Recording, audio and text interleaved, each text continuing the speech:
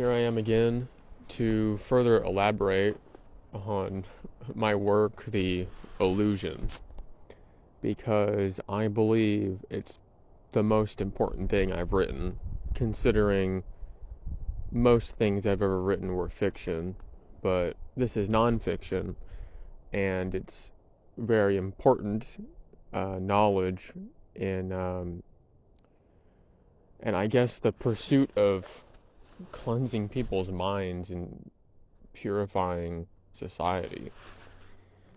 Because people are so perverted and nasty and disgusting, and they don't realize that it's all within their power to very, very easily, trivially is the word I like to use because trivial means easier than easy, basically. It's within their power to trivially um, cease lusting and being a pervert and to have a pure mind. It's very easy. And basically, there's this huge problem, like on Christian social media, or even just in secular, just in our world, our culture today, like everybody believes that everything that has to do with sex for a person is basically out of their control. So they believe that your libido is out of your control, and they believe that their sexuality is out of their control, and they believe something like, whether or not you prefer blondes or brunettes is out of your control, and it's just, you know, who you are, and it's just not true. Um, and the way that you can figure out that it's not true is basically just through observation and logic. Like that's it. You just look at the world and then you put things together logically. And the truth is that it makes way more sense to come to the conclusion that people are in control of their sexuality and their libido and their sexual desires, rather than to believe that a person's sexuality and their libido and their desires are due to like genetics or just their physiology. Um, it makes way more sense to realize that like the reason that sexuality is a spectrum, like they say, um, is basically because people are just choosing to do and to like whatever they want to do and like. It's really not that complicated, and it's not even that radical of an idea, but apparently it is, because you can tell this to people and you can try to convince them, and there's a lot of people who will mock you for it, and they'll basically just say that you're stupid, right? But it just makes it makes so much sense just saying like, no, actually it's your choice to be the way that you are, and you don't have to be this way. People believe that their libido is out of their control, and basically, if you look up what libido really means, it's um, I forget the exact wording like I saw on Google, but it's like a psychic energy or drive to have sex, basically. And if you think about what that means, it's basically saying the more you want sex, the higher your libido is.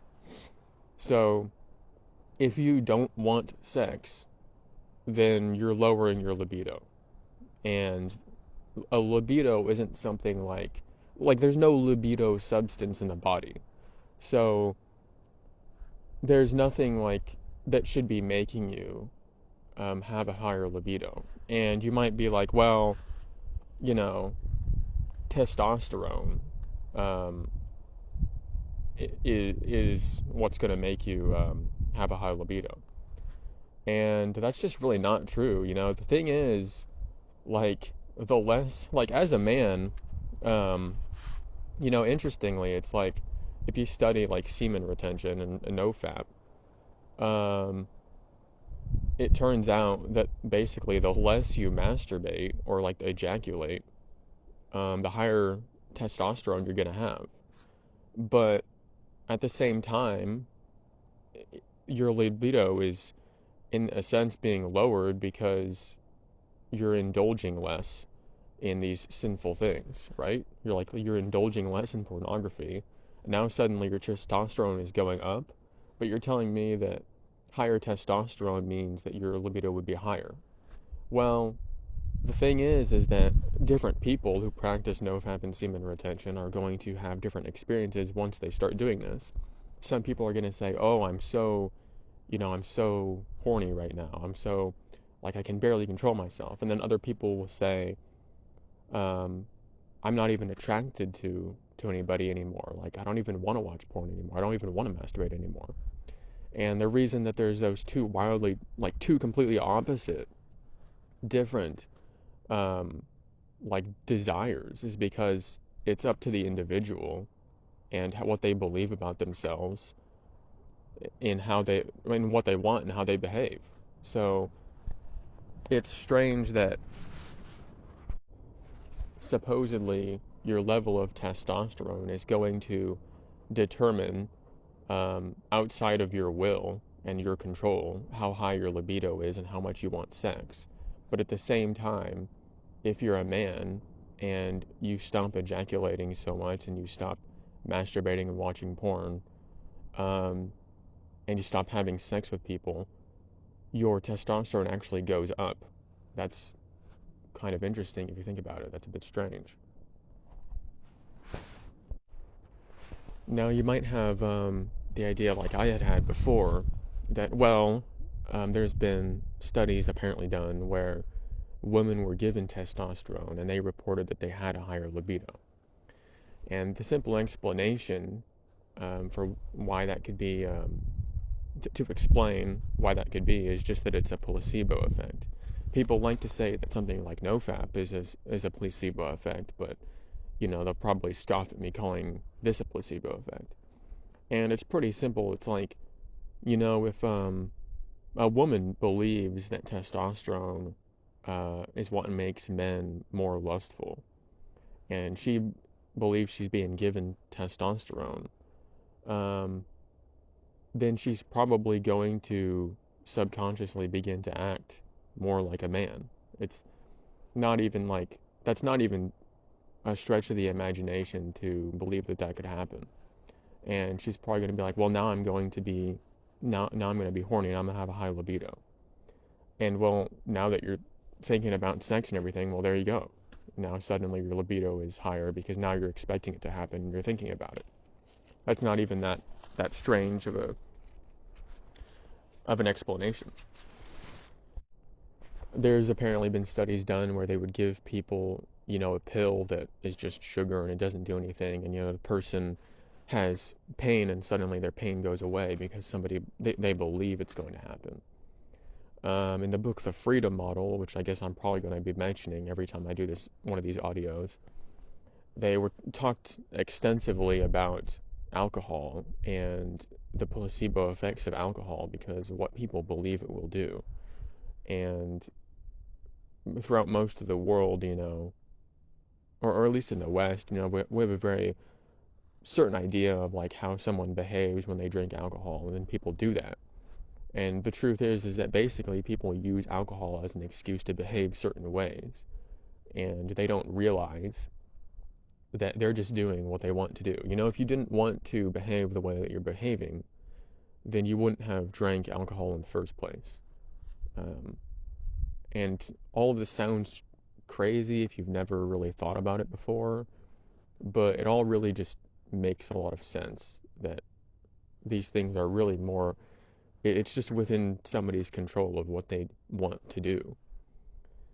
Um, and so basically the point that I'm trying to get across is that your sex drive and your libido and who you want to have sex with and how much you want to have is within your control and it's your decision. Um, and that's it. Like, doesn't that make sense? Isn't that not complicated? I don't have to come up with some secondary explanation that is like, well, you have like this chemical, or like it's this time of the month or something. It's like, no, it's just you're thinking about it and you want to have it, and there you go. Like it's really not that complicated. Now, I'm not saying that there's I think that in my writing it could be easy to believe that, like, I'm saying there's no such thing as like an innate uh, desire to reproduce. And that's not what I'm trying to say exactly, because I get that there's I'm not necessarily saying that isn't the case either. It's just that um, you know, a person could grow up and,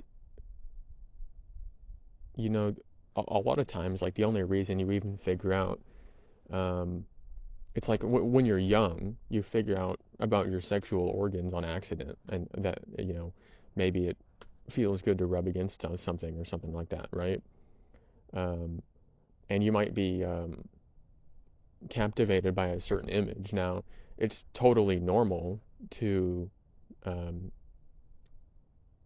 have an appreciation for the opposite sex, but having the like a lustful thing, that's different, and it comes from your thoughts, and it's in my opinion it's very taught. Like, our society teaches these things, um, much more, and I think that it's very underestimated how much nurture is a factor rather than nature when it comes to the development of someone's sexuality. Because when you're growing up, you know, people will push you in a certain direction. Um, and it makes a lot of sense, like that, a person's libido and their sexuality um, has a lot to do with their nurture, because now in the current age, there's a lot more gay and bisexual identifying people than there ever was, because it's encouraged now and people are open about it and it's everywhere. So, it kind of makes sense. It's like, oh, that's somebody's choice, right? It's now that it's a more appealing choice to people, then they're doing it. And that's a more um, acceptable explanation to me, and it makes more sense rather than to say that, oh, well, in the past, people were always this way. It's just that it was hidden or not talked about, or they were repressed. Do you really think that that explanation makes more sense than to say that, this is just how people are choosing to be because they like it? And, you know, with the idea of like the sexual organs being activated, um, basically the person is activating them, and they're according to how they think and because they want that to happen. And they might not necessarily be thinking, I want to be hard or be wet right now or something. But they're thinking, I want to do this action with this person. And their body is just, you know, deploying the mechanisms so that that would be possible. Sort of like how if you need to go to the bathroom, you can hold it for hours and hours and hours until the moment where you're ready, and then your body will do what it needs to do. Um, so it's not even that radical. It's not that crazy of an idea that a person's sex drive and libido, it's really their choice. And there's with the testosterone thing, there's been a lot of men who weren't lustful and they had high testosterone. Like, having high testosterone is like a male thing, right? There's been a lot of men who have had high testosterone and they weren't, lustful people. Um, so it's not like really an excuse. There's really no excuse for this. And if you're a woman and you're ovulating, um, you're basically just expecting um, to be horny and to be lustful, and so you start thinking about things. Now, there might be more of a sensitivity. I could acknowledge that, but you're not being forced to to think about sex. You're not being forced to want it by your body. Your body might be more responsive and sensitive, but it's not forcing you to think about anything or to want anything. And that's basically the whole point of the illusion work.